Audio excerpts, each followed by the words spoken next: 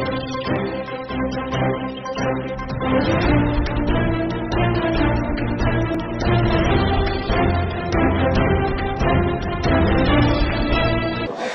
से एमएलए रफीक खान आज हमारे साथ है। आज जो रैली है उसके बारे में आपका क्या कहना है?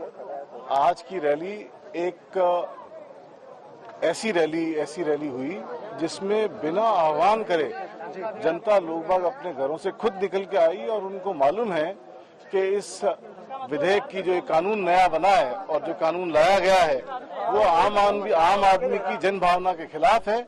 जनता ने इसका खुलकर विरोध किया। आज पूरा जयपुर शहर रास्ते पे था, सड़कों पे था और एक सामूहिक शांति मार्च में शामिल हुआ। मैं सबको धन्यवाद देता हूं, शुक्रिया अदा करता हूं कि सबने इतनी भारी तादाद में यहाँ इकट्ठा होकर करीब 5 से 6 लाख लोग बाग यहाँ आज सड़कों पे थे।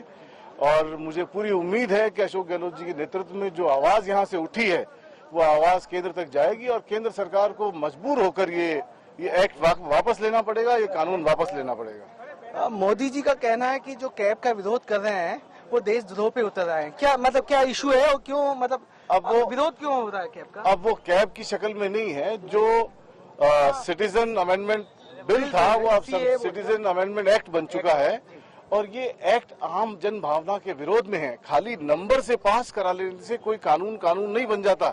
अगर नंबर से ही पास होता तो ये कुछ भी करा सकते थे, लेकिन नंबर हमारा हिंदुस्तान एक संवैधानिक लोकतांत्रिक कंट्री है।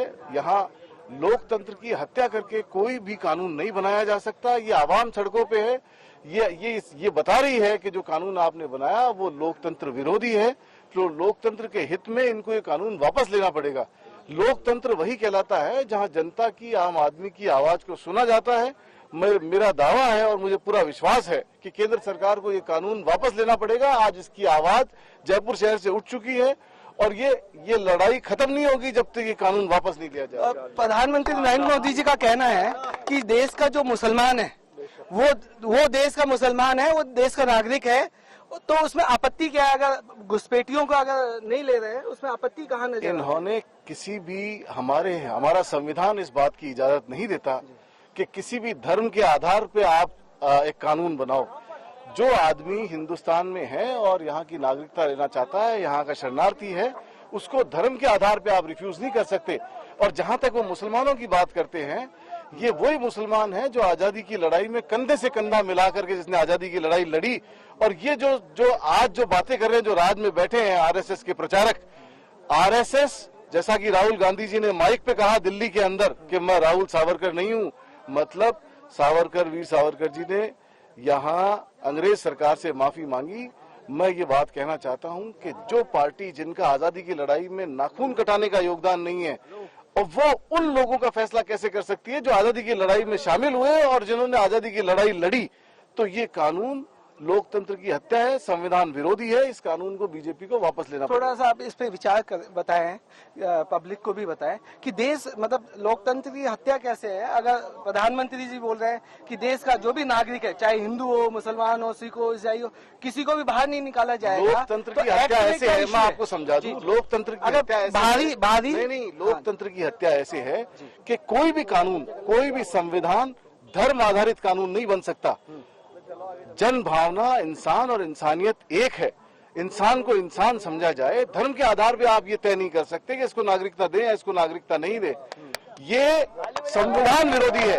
जब हमारे हिंदुस्तान का निर्माण हुआ, भारत का निर्माण हुआ, तो धर्मों के आधार पर निर्माण नहीं हुआ। सभी धर्म, सभी जाति के लोगों ने एक साथ मिलकर के और अंग्रेजों से लड़ाई लड़ी। आज आप ये नहीं कह सकते कि हम इस धर्म के आधार पर नागरिकता देंगे। ये लोकतंत्र की हत्या है, ये लोकतंत्र विरोधी है और इनको ये वापस लेना पड़ेगा। कि जो आजादी की लड़ाई लड़ी और हिंदुस्तान का निर्माण हुआ, वो निर्माण सभी जाति और सभी धर्मों के लोगों ने मिलकर किया। आजादी की लड़ाई लड़ी, सबने मिलकर लड़ी। अगर आप खाली मुसलमानों की बात करो तो इंडिया गेट के ऊपर शहीद हुए हुए मुसलमानों के नाम लिखे, 66,000 मुसलमानों के नाम इंडिया गेट पे लिखे हुए हैं। तो जिन्होंने शहादत दी उनसे आप कैसे सवाल कर सकते हैं? और सवाल वो लोग कर रहे हैं जिनका आजादी की लड़ाई में नाखून कटाने का योगदान नहीं है, तो उनको ये अधिकार नहीं है, उनको ये कानून वापस लेना पड़ेगा।